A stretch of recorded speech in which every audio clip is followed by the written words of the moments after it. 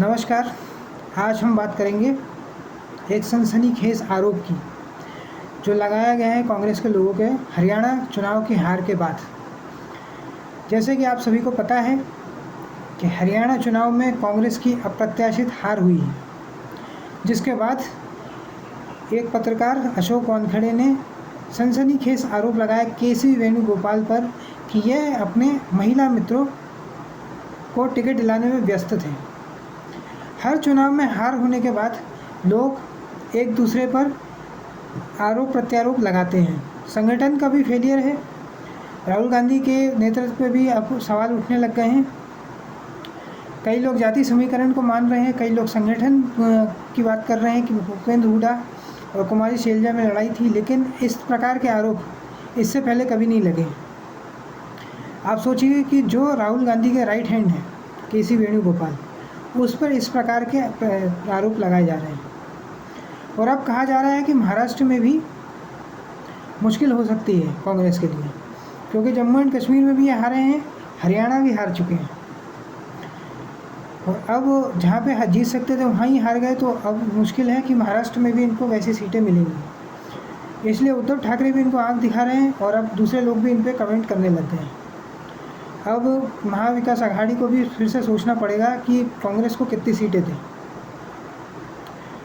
हालांकि इनके चांसेस बहुत ज़्यादा थे पहले, लेकिन एक हार से सब कुछ बदल जाता है। एक राजनीतिक गलती से पूरी पार्टी ख़त्म हो जाती है। तो देखना ये होगा कि अब आगे महाराष्ट्र में कितनी सीटों पर कांग्रेस लड़ती है, कितने पे एनसीपी लड़ती है। ये बात छुपी हुई नहीं है कि शरद पवार की महत्वाकांक्षा यह है कि अपनी पार्टी को सबसे ज़्यादा सीटें दिलाकर अपनी लड़की को सुप्रिया सुले को सीएम बनाना है। अब ये देखना रहेगा कि यह अपने महत्वाकांक्षा में अपने ही गठबंधन के साथियों के साथ दगा करेंगे या महायुति को ख़त्म करेंगे। क्योंकि अगर कांग्रेस और शिवसेना की ज़्यादा सीटें आ गई बाटा की, तो फिर शरद पवार का सीएम नहीं बन सकता। पहले उद्धव ठाकरे की ये महत्वाकांक्षा कहीं से किसी से छुपी नहीं है कि उद्धव ठाकरे खुद सीएम बनना चाहते थे। पहले उन्होंने कहा था कि जिसकी ज़्यादा सीटें आए ज़रूरी नहीं है कि वही सीएम बने।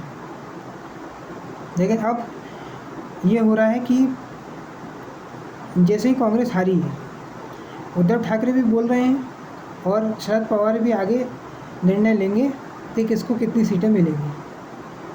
अब कांग्रेस थोड़ा सा बैकफुट पे चली गई है और उद्धव ठाकरे के लिए तो पार्टी मैटर करती नहीं। उनके लिए तो एक ही लक्ष्य है कि बस जैसे तैसे करके उनको सीएम बनना है। बहरहाल हरियाणा चुनाव के बाद जो अशोक वानखेड़े हैं वो हर जगह पे जाकर कांग्रेस के सपोर्ट करते हैं और उन्होंने ऐसा बयान दिया है। अब ये बयान उन्होंने राहुल गांधी को बचाने के लिए बोला है या फिर सही में केसी वेणुगोपाल ने ये सब किया है, ये तो वही वक्त ही बताएगा। अगर ऐसा है तो फिर हो सकता है महाराष्ट्र में भी ये फिर से हार जाए, क्योंकि संगठन पे फोकस करना पड़ता है। अगर आपका जरा भी ध्यान भटका तो आपकी पार्टी वैसे ही हार जाती है। वैसे भी राहुल गांधी अपनी इमेज को मेकओवर करने पे बहुत कोशिश कर रहे हैं।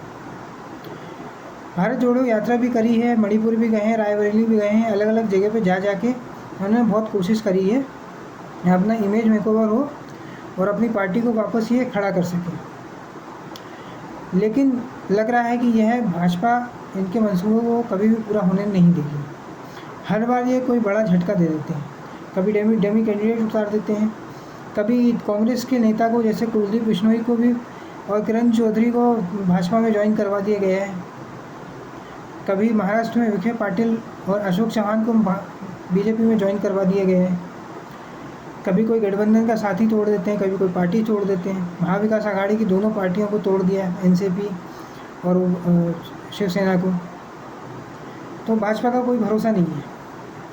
आप देखिए कि भाजपा के साथ जेजेपी ने गठबंधन किया था, जेजेपी को कितनी सीटें मिली और भाजपा फुल मेजोरिटी में आ गई।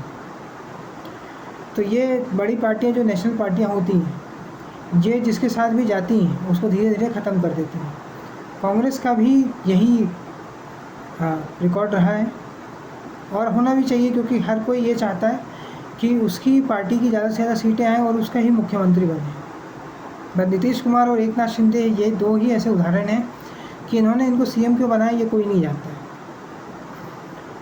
अब ये भी हो सकता है कि अगर देवेंद्र फडणवीस एक बार सीएम बनते हैं और दूसरी बार भी बनाए जाते हैं, एक बार बन चुके हैं और दूसरी बार भी बनते हैं, तो तीसरी बार भी वही सीएम बनते हैं, तो फिर धीरे धीरे ये संगठन में ये सवाल उठने लग जाते कि नरेंद्र मोदी अगर 3 बार सीएम बन के पीएम बन सकते हैं तो फिर देवेंद्र फडणवीस क्यों नहीं बन सकते।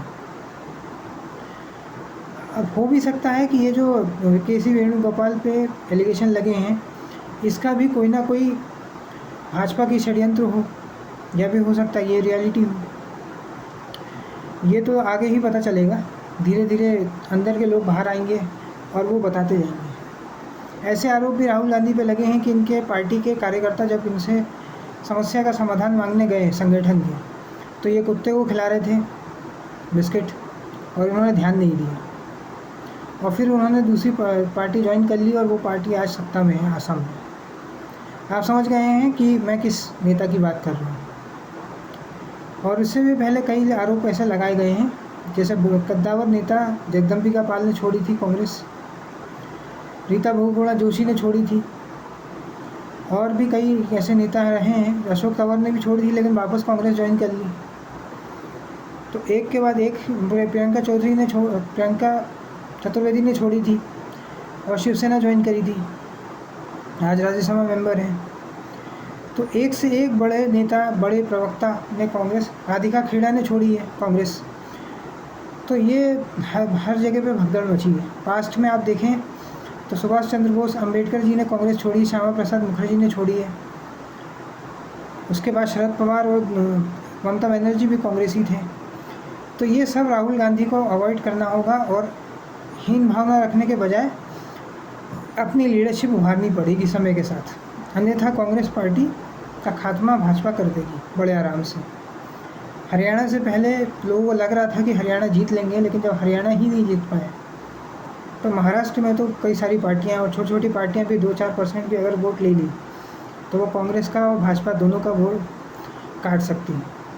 वोट कटवा बनेगी या सीटें जीतेंगी ये कोई नहीं जानता, क्योंकि भविष्य के गर्भ में है, बंद मुट्ठी है, खुल जाए तो लाख की है। इसलिए कांग्रेस को संगठन पे भी काम करना पड़ेगा और ऐसे जो मुद्दे हैं इन पर भी काम करना पड़ेगा। इनकी पीआर टीम को भी बहुत मेहनत करनी पड़ेगी, इस प्रकार की चीज़ें बाहर नहीं निकलें इसलिए, या ऐसे आरोप ना लगे। कई बार लोगों को मैनेज भी करना पड़ता है, क्योंकि राजनीति में कोई आइडियलिज्म नहीं होता है। और अभी महाराष्ट्र का भी चुनाव है, झारखंड का भी चुनाव है। झारखंड जहाँ पे ट्राइबल वोट भी मैटर करते हैं, और महाराष्ट्र में भी इनको लोकसभा में अच्छी सफलता मिली थी महाविकास आघाड़ी को, इसलिए अब इसको फिर से दोहराने का भी एक चैलेंज है।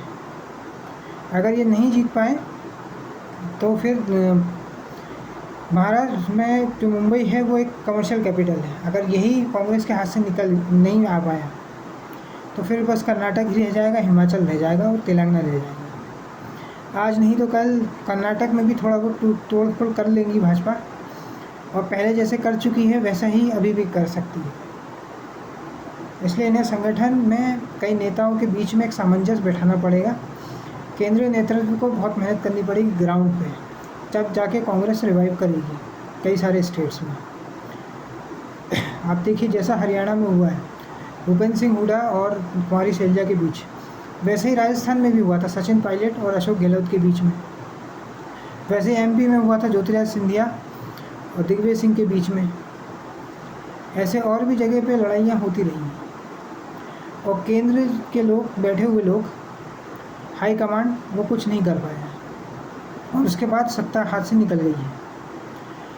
और एक बार सत्ता निकल जाए तो जो राजनीति में लोग आते हैं, नेता बनते हैं, कार्यकर्ता बनते हैं, उनका एक महत्वाकांक्षा होती है। वो यूं ही नहीं आते, जनसेवा सिर्फ कहने के लिए करते हैं। हर कोई पावर में आना चाहता है, हर कोई सत्ता का स्वाद चखना चाहता है। कोई भी यूं ही उठ के नहीं आता है कि जनसेवा करने, समाज सेवा करने, समाज सेवा करने होती तो लोग एनजीओ खोल लेते। तो ये सब कहने की बातें रहती हैं। सबको पावर चाहिए, कुर्सी ही ये सब लोगों का एकमात्र लक्ष्य है। सब लोग कहते हैं कि समाज सेवा करने से फिर क्यों बंगले लेते हैं, कारें लेते हैं, लाल बत्ती वाली गाड़ी लेते हैं, क्योंकि सबको सत्ता ही चाहिए। और जो पार्टी वोट दिलाने की क्षमता नहीं रखती, लोग उसको छोड़ छोड़ के जाते हैं। जो नेता वोट दिलाने की क्षमता नहीं रखता है, धीरे धीरे लोग उससे भी छिटक जाते हैं। ऐसा हमने भूतकाल में भी देखा है और हम वर्तमान में भी ये सब देख रहे हैं। आज के इस वीडियो में इतना ही। अगर ये वीडियो आपको पसंद आए तो वीडियो को लाइक करें, शेयर करें और चैनल को सब्सक्राइब करें। धन्यवाद।